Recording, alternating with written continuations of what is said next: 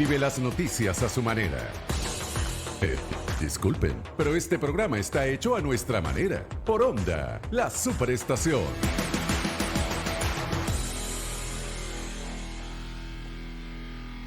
Son las 5 de la tarde con 41 minutos. Están en sintonía de A Nuestra Manera. En Onda la Superestación, Luis Olavarrieta y un servidor, Alex Candal. El presidente de la Asamblea Nacional, el señor Jorge Rodríguez, acompañado del resto de la Junta Directiva y de Diputados, acudió hoy viernes al CNE para hacer la solicitud formal de la organización del referendo consultivo sobre el tema del Esequibo. Bueno, el CNE anunció que será definitivamente el día 3 de diciembre cuando se realice este referéndum. Para hablar del tema, tenemos al señor Pedro Pablo Peñalosa, que es periodista de La Fuente Política, y ya le damos la bienvenida. Buenas tardes, Pedro. ¿Qué Bienvenido tal? a Nuestra Manera, Luis Olavarrieta y un servidor, Alex Candal. ¿Qué tal? Buenas tardes, ¿cómo están? Muy bien, bueno, la primera pregunta es eso. A mí, en lo personal, como mucha gente, nos hemos sorprendido de que el gobierno convoque una asamblea, da una sensación como de redundancia, de cómo, por qué hay que preguntarle al venezolano, ¿no? Si hay que hacer un referéndum consultivo sobre el tema del Esequibo, que es algo que entiendo que todos los venezolanos estamos de acuerdo. Pues totalmente, creo que la sorpresa es compartida por todos. Primero, destacar que no sabemos cuál va a ser la pregunta. Eso es algo que todavía no está definido, no se ha anunciado. Y, de hecho, cuando en su momento la Asamblea Nacional anunció o aprobó llevar adelante este referendo consultivo, bueno, mucha gente buscando alguna interpretación, alguna lectura del hecho, decía que quizá de alguna manera buscaban empañar el proceso de primarias que lleva adelante o que llevará adelante la oposición este 22 de octubre, o también que puede ser una manera de buscar medir la movilización de las bases del gobierno. Digamos, nadie tiene muy claro hacia dónde apunta este referendo, porque además, más allá de lo que tú señalas, también es cierto, recordemos que en el marco de la negociación, ya sea en par de ocasiones, ya se ha hablado del tema de Guyana.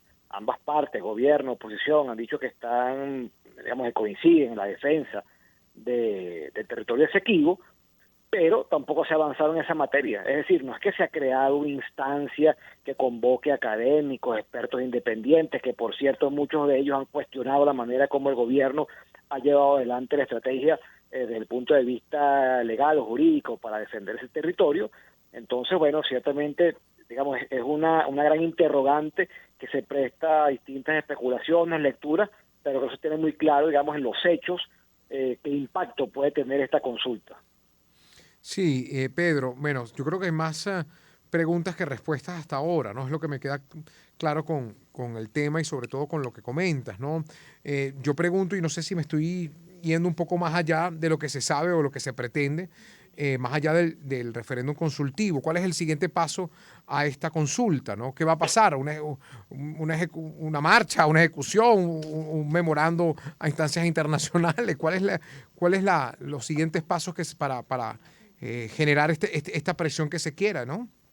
Es que precisamente esa es la pregunta y por eso destacaba el tema de la negociación. O sea, porque ya en la negociación, previo a este último acuerdo firmado en Barbados, ya en México, ya ambas partes firmaron un acuerdo donde coincidían y se comprometían en la defensa del territorio Esequibo, y por eso destaco que eso en la práctica no se ha traducido en nada. Es decir, no es que se ha creado o se ha convocado una instancia, como decía, ¿no? Con expertos, analistas, etcétera, abogados para, digamos, de alguna manera redefinir, revisar la estrategia que se ha llevado adelante en el plano internacional para defender ese territorio.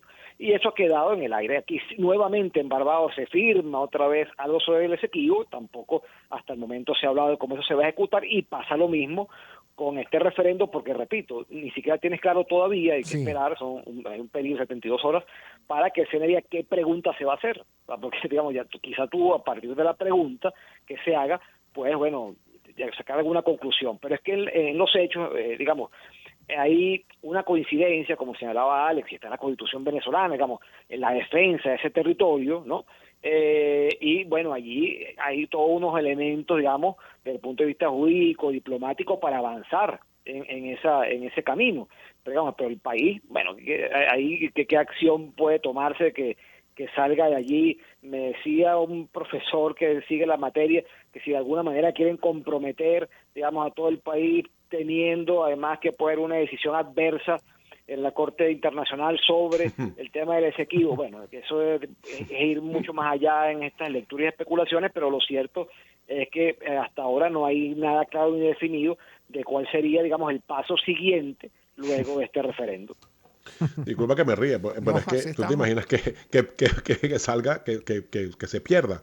O sea, ganó Sí, el no. O sea, que no sí, queremos el Esequibo. Disculpen que que me ría, pero es que sí. es muy Sí, curioso, ¿no? es que total, por eso decía de la pregunta, o sea, que dice, bueno, que se puede salir de allí, pero es que además ya tú Sí. tienes una obligación, o sea, ya hay un proceso que se lleva en instancias internacionales sobre ese territorio, que bueno, además un reclamo tiene 100 años allí, por supuesto ahora ha aumentado la atención, como en algunos otros momentos, también por el tema de la participación de empresas, por el tema de la explotación petrolera, etcétera, pero claramente, bueno, la pregunta es qué viene después y por eso insisto en el antecedente de que ya en los acuerdos de México y este último firmado en Barbados se habla de Guyana y eso no se ha traducido en ninguna acción concreta. O sea, en que tú Claro. digas, bueno, es que esto ha hecho que ahora se haga esto o se ha tomado tal o cual medida. Eso no ha sido así, porque además, repito, eso es un tema que aquí ha generado discusión y que muchos expertos independientes, abogados, diplomáticos que han dado seguimiento a este caso, han tenido un tono muy crítico con respecto a las políticas del gobierno. Entonces la pregunta es si el gobierno está dispuesto a escuchar esas críticas, a modificar su actuación, o sea, a darle cabida a Ya. aquellos que cuestionan y no solamente los que aplauden sus políticas. Bueno, entonces eso es un tema que está ahí también en la agenda y repito, bueno, aquí lo básico es saber qué van a preguntar, y que todavía eso Claro. no está claro Mira, y una vez tú sepas la pregunta, bueno, podrás ver sí. hacia dónde apunta esto, ¿no? Pedro, siempre ha sido una incógnita lo que cuesta unas elecciones a nivel nacional. Por tu experiencia, ¿en algún momento habrás escuchado algo de lo que pueda salir del presupuesto que se utiliza para un referendo consultivo del tamaño a nivel nacional para hacer este tipo de preguntas? ¿Cuánto puede ser bueno, el dinero que cueste? Exacto, porque además ese dinero no está presupuestado. Tienes que buscar créditos porque eso no es que estaba en la agenda y en la actuación del CNE, ¿no? Allí yo te diría además algo adicional sobre ese tema, ¿no?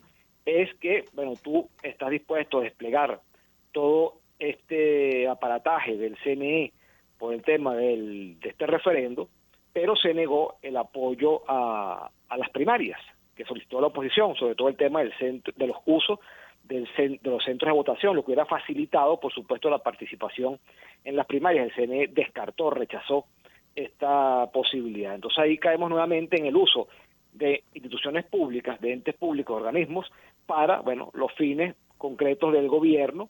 Y aquí yo incluso compararía esto en parte con aquella recolección de firmas, no sé si recuerdan, contra el decreto de Obama. ¿Y por qué apunto en ese sentido? Bueno, porque además ya veremos si este referendo podrá ser auditable.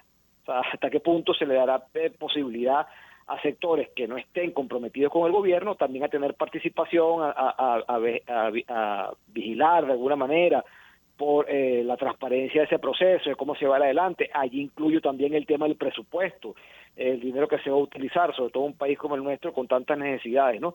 Pero bueno, todo eso está en el interrogante de al final hacia dónde apunta esto. Y por eso decía, bueno, que hay quienes ven incluso una manera de enfrentar las primarias, de movilizar la maquinaria, medir hasta qué punto está aceitada esa maquinaria del gobierno, pensando que tienes en el horizonte una elección presidencial que será en el año 2024. Entonces, bueno, al final son todas estas preguntas y no hay ninguna, o sea, no hay claridad sobre hacia dónde apunta esta nueva acción del gobierno, que como tú dices, tomó por sorpresa a todo el mundo, porque fue una cosa bueno, que se salió de un momento a otro en la Asamblea Nacional y ahora lo están activando vía CNE.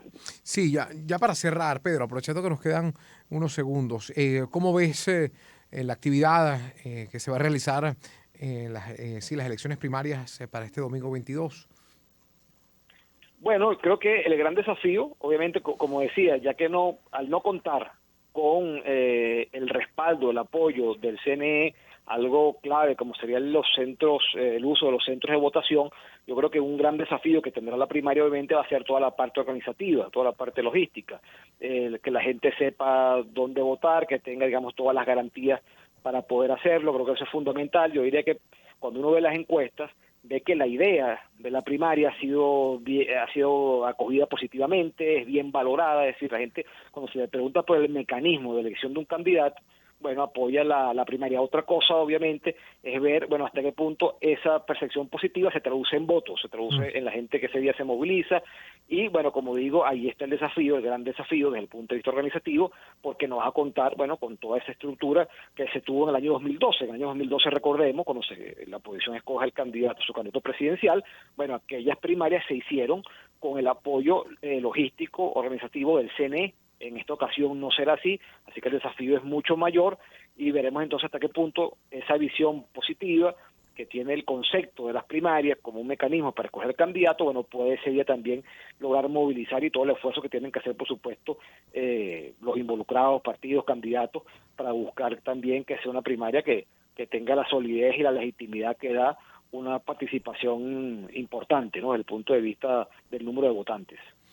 Bueno, Pedro, agradecido por el tiempo. Estamos conversando con Pedro Pablo Peñalosa, periodista de La Fuente de Política, sobre el anuncio del CNE que el próximo 3 de diciembre se podría realizar el referéndum consultivo sobre el que se equivocó. Gracias, Pedro.